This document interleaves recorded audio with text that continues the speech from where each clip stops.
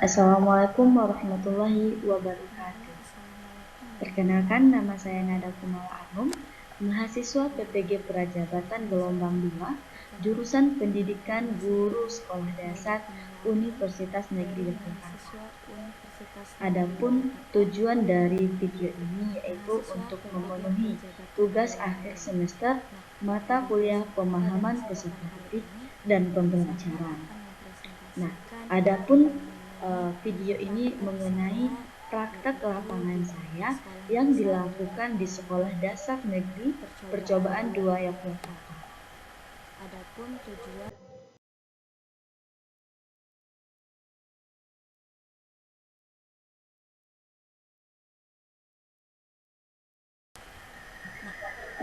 Di sini saya melakukan praktek lapangan pada kelas 2. Kelas 2 di mana dia masih menggunakan kurikulum 2013.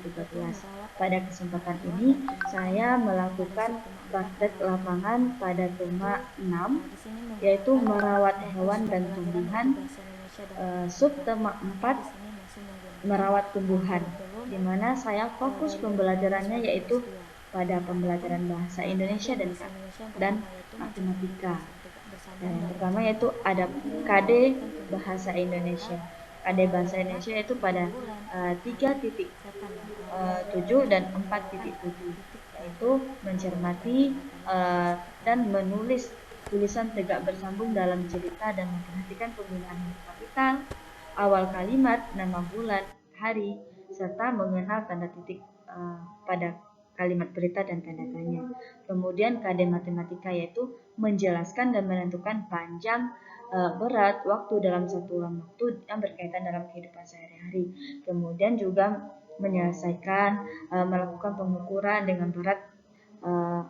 berat waktu dalam satuan waktu yang berkaitan dengan kehidupan sehari-hari. Adapun saya melakukan praktik lapangan ini, praktik belajar mengajar ini ada 4 tahap. Yang pertama yaitu perencanaan, pelaksanaan, evaluasi, dan refleksi. Pada tahap perencanaan, saya melakukan 3 tahap. Yang pertama yaitu menganalisis kompetensi dasar yang dilakukan atau yang digunakan dalam proses pembelajaran tersebut. Kemudian dijabarkan dalam bentuk indikator untuk mengukur KD tersebut. Nah, yang kedua saya itu melakukan observasi pada proses pembelajaran di kelas 2 ini yang dilakukan secara langsung. Yang ketiga yaitu melakukan wawancara kepada guru kelasnya dan peserta didik di kelas 2 ini untuk mengetahui bagaimana karakter peserta didik pada pembelajaran, di mana misalnya karakter peserta didik itu peserta didiknya pemalu, kurang aktif, atau lebih suka hiperaktif atau bagaimana. Nah, kemudian hasil observasi saya yaitu ternyata siswa sekolah dasar kelas 2 itu terlihat tidak aktif dan fokus pada pembelajaran menggunakan mode konvensional. Berarti gurunya masih menggunakan metode konvensional dalam proses pembelajaran. Nah, yang kedua yaitu siswa ini sangat susah untuk dikondisikan ketika pembelajaran, di mana peserta didik ini masih sering hiperaktif dalam pembelajaran, yang masih suka meribut, ngobrol, bermain, yang sibuk dengan dirinya sendiri. Dan kemudian peserta didik ini tertarik dengan media pembelajaran elektronik.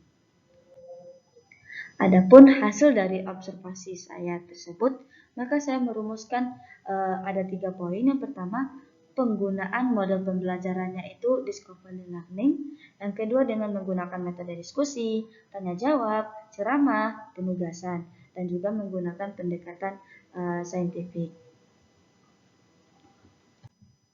Selanjutnya, sintak pembelajaran yang saya lakukan yaitu ada 6. Yang pertama yaitu pemberian rangsangan kepada peserta didik. Yang kedua, identifikasi masalah, pengumpulan data, pengolahan data, pembuktian, serta yang keenam yaitu penarikan kesimpulan dari pembelajaran tersebut. Nah, di sini ada penampilan slide PPT yang saya gunakan agar pembelajaran ini bermakna untuk kepada peserta didik.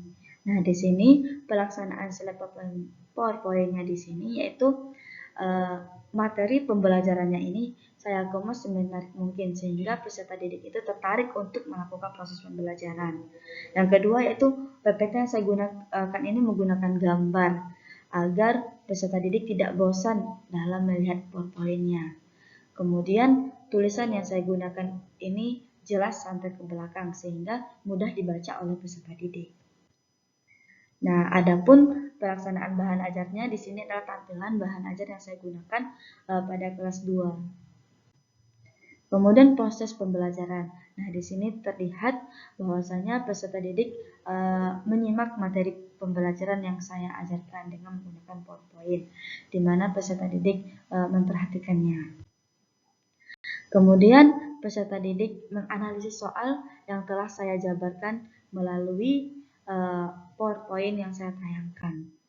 Nah, di sini sudah terlihat bahwasanya peserta didik itu aktif dan antusias sekali dalam mengikuti pembelajaran yang saya lakukan dengan menggunakan model ini.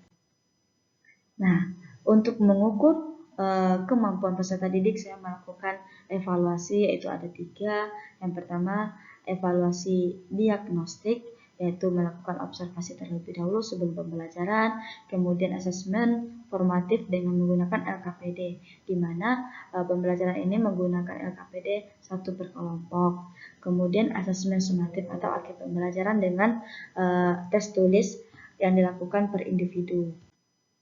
Nah, di sini ada berupa dokumentasi yaitu presentasi LKPD yang dilakukan oleh kelompok.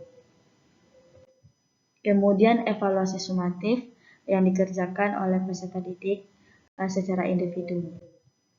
Nah, kemudian refleksi pembelajaran setelah melakukan proses praktik pembelajaran ini. Yang pertama yaitu kegiatan pembelajaran ini berjalan dengan lancar sesuai dengan sintak discovery learning yang telah saya rancang sebelumnya. Kemudian pembelajaran menggunakan metode ini sangat cocok untuk karakteristik peserta didik, sehingga peserta didik ini termotivasi aktif dalam proses pembelajaran. Nah, kemudian peserta didik ini dapat memahami isi materi yang saya sampaikan, yang dilihat dari hasil evaluasi yang dilakukannya. Kemudian peserta didik ini aktif dalam proses pembelajaran sesuai dengan tujuan pembelajarannya sudah tercapai. Baiklah, itulah yang dapat saya sampaikan. Terima kasih atas perhatiannya. Saya akhiri dengan Assalamualaikum warahmatullahi wabarakatuh.